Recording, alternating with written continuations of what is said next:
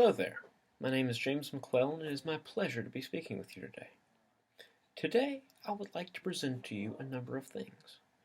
First of which, I would like to introduce you to the executive branch and why it is important to the government as a whole. Next, I would like to introduce you to a few of the things we have been discussing in class the last few weeks. I will then present to you an issue about the executive branch of government, to which I will then provide a counter-argument and explain why I still believe my stance to be more optimal. Lastly, I will outline a few more things that I would still like to know. The first question that must be answered is, what is the executive? Well, if you bear with me for a few minutes, I will tell you. The executive consists of the Prime Minister, the Cabinet, and also the public sector. The executive is then responsible for deciding policy, drafting bills, and enforcing and administering acts. It is also responsible for initiating and administering the law.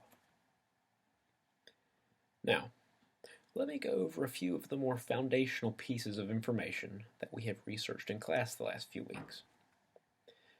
Firstly, allow me to go over tax appropriation and planning. Taxation can simply be seen as a transfer of money from private entities to the public sector. The aim of this is to use collected funds in the most efficient means possible. This process involves in-depth analysis of where resources might be used most efficiently.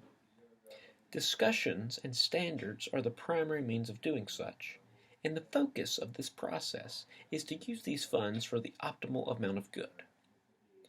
This process assumes that taxes are collected both proportionally and fairly in terms of income, that all information provided them is correct, and this process comprises and consists of the taxpayers, the government, and the recipients of taxpayer funds. Lastly, this process is criticized for a number of reasons. Let me give you an example of these. Some people consider it unfair that people with higher income are taxed at a higher percentage than those of lesser income. Is it really fair to be taxed more simply because you make more money? I'll let you decide. Another issue is that taxpayers don't always see the benefits of the taxes they pay. This leads to my issue. However, allow me to go over a bit more of what we have learned first. Next, we have the chains of responsibility. The chain of responsibility goes as follows. The legislative branch makes the law, the executive enforces the law, and the judicial applies the law. The executive branch is responsible for keeping public entities accountable to the laws made by the legislator. This includes the responsibility to ensure that all taxes are collected.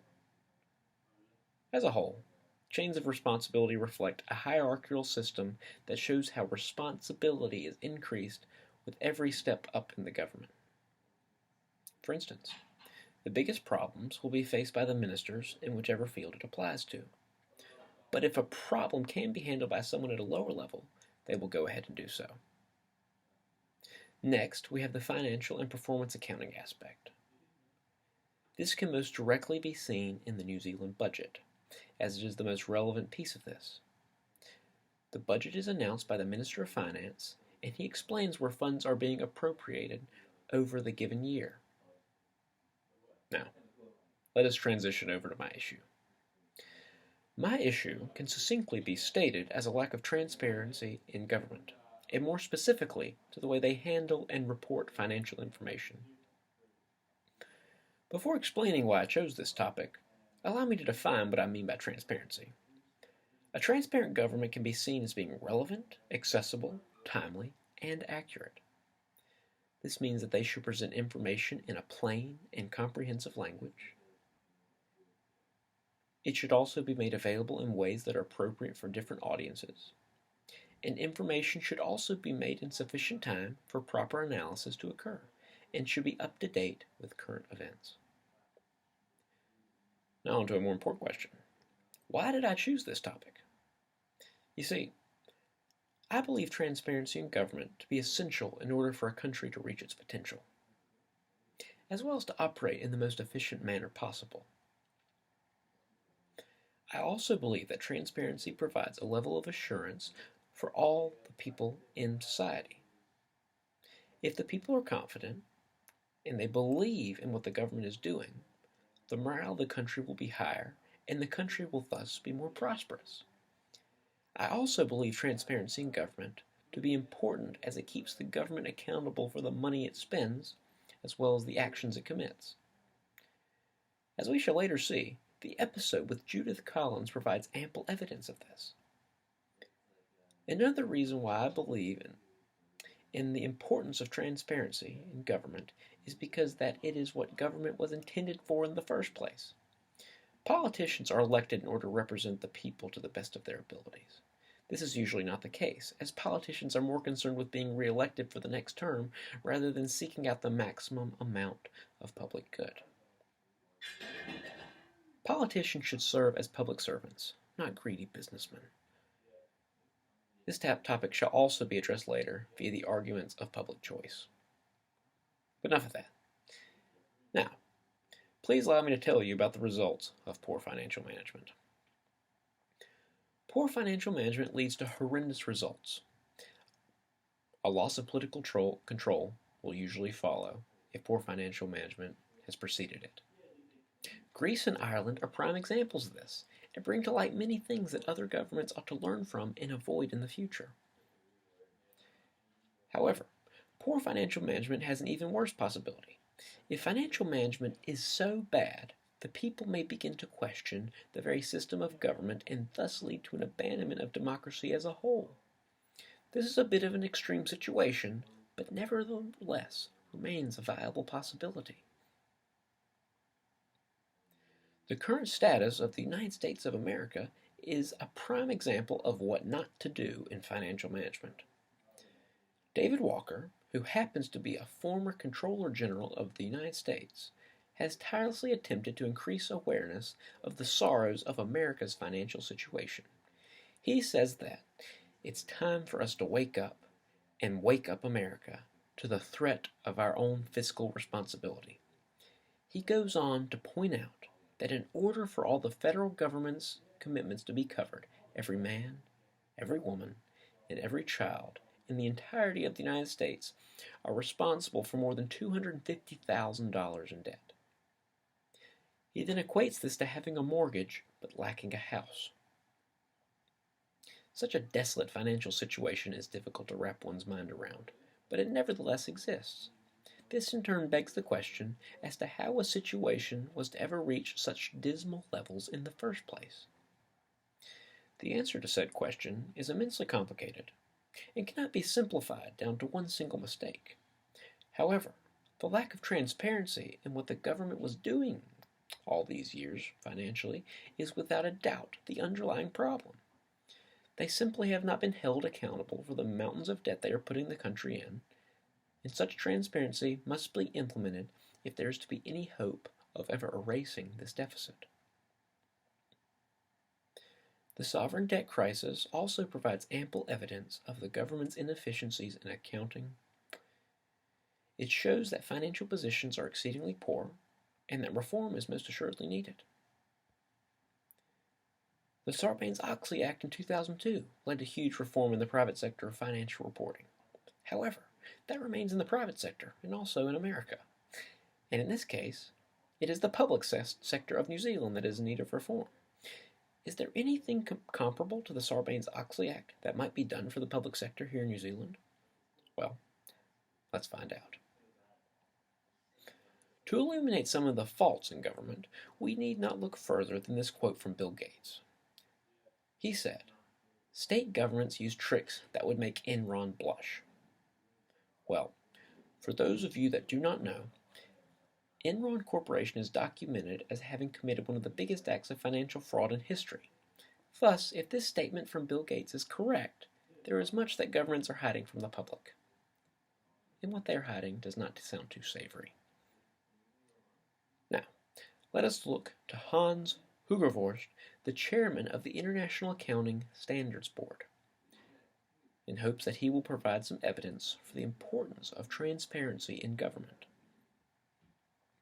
He is quoted as saying, "Without transparency, there can be no enduring stability." My first thought upon reading this quote was, is it not the goal of every government to establish enduring stability? Well, yes, that is the goal. Government should be about establishing trust with the people and making the people proud that they elected them into office, not keeping them in the dark over key issues. If governments want to perform more efficiently and effectively, it is necessary for them to implement quality financial management and also high-quality methods of financial reporting. It is not possible to do one without the other, and therefore a way must be found for both to happen if the end goal is to operate at the most efficient level possible. Now, allow us to shift our focus to the Judith Collins saga. In the spring of 2014, Collins was on an overseas trip. On this trip, she made a stop to endorse a New Zealand milk product. This product was a New Zealand export to China. This would not normally be a problem. However, Collins' husband was the director of that company. Thus, she was using public money to fund her travels that would serve only her interests. Well, this is not entirely true. Her travels did also serve the interests of her husband. Even so, that is still not enough to warrant the use of tax dollars. Anyhow, this Collins saga is not quite over yet. Later on in 2014, an important book was released. This book was known as Duty Politics and was written by Nikki Hager. This book revealed that Collins had close ties to the right-wing blogger Cameron Slater, and she had given him private information regarding another public servant. This public servant was none other than Adam Feely, and it was reported that Collins sought to remove Feely from office. This series of events eventually led to Collins' resignation. This whole example illuminates the need for greater transparency in government.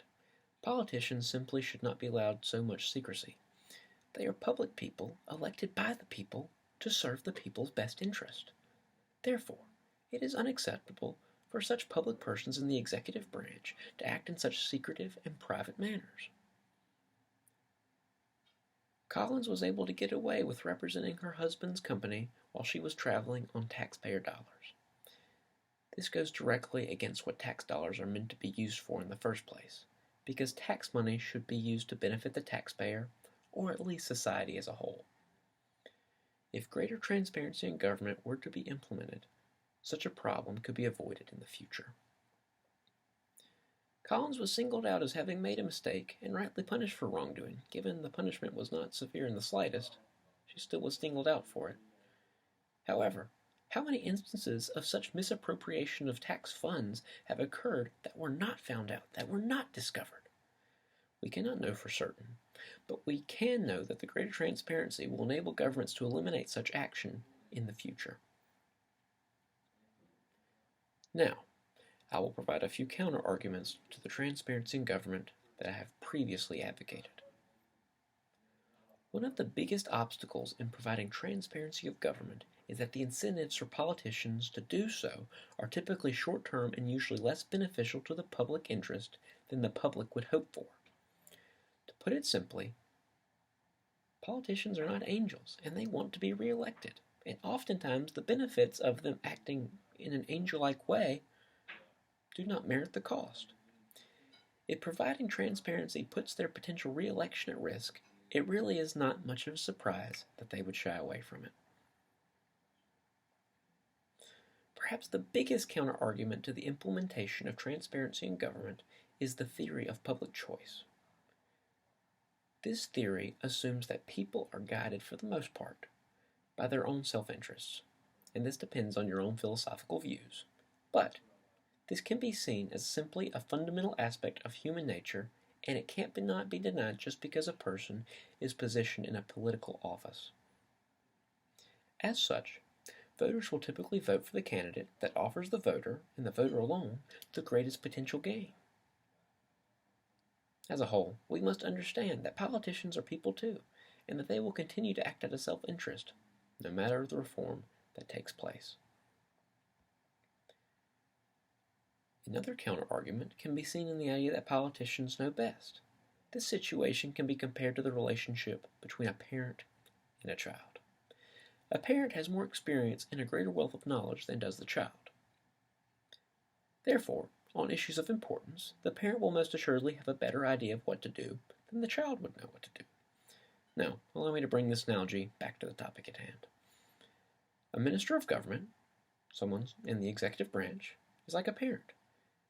He has a greater wealth of experience in political matters than does the average member of the public, and it is the minister's job to be aware of political matters, to meet them in the way he or she sees best. The public, like that of a child, is less familiar with political matters and likely will not possess the best idea of what to do, despite their complete conviction that they know best, as is often the case for the child. As a whole, this example was meant only to demonstrate the relationship between the public and ministers of government. Yes, the ministers of government probably do know best, but this is not a reason for them to be excused from accountability for their actions. As we have seen in the case of Judith Collins, and many other politicians for that matter, when such secrecy is enabled, many politicians abuse the power that they are given. Thus, reform is necessary for the executive branch of government to work as it was meant to, for it to operate as efficiently as possible, and to enable the highest possibility of public morale. Before I wrap things up, I would like to outline a few things that I would still like to know. First off, I would love to know more of the details that go on behind the scenes of the government, and to see everything that politicians have gotten away with. This is partially just because of curiosity, and I do not mean this in a scandalous sense, but only bring to light anything that they have done, and also to learn about the character of who these politicians really are.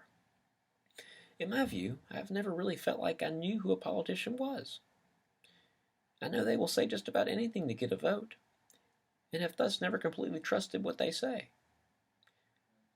Really, I would love for any opportunity to gain greater familiarity with political candidates and actually feel like I know the person I'm voting for, rather than just voting for somebody that says what I want to hear.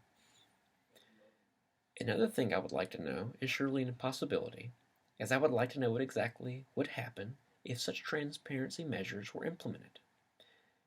I am confident the executive branch of government would be a more efficient place if such measures were implemented, but my question is to what extent, and what of the side effects? These are just a few of the questions that I would relish any opportunity to see answered. I hope you have gained something about the executive branch in this presentation and have at least formulated your own opinion on the possibility of potential reform in the transparency aspect of government. I thank you for your time, and I hope you have a blessed day.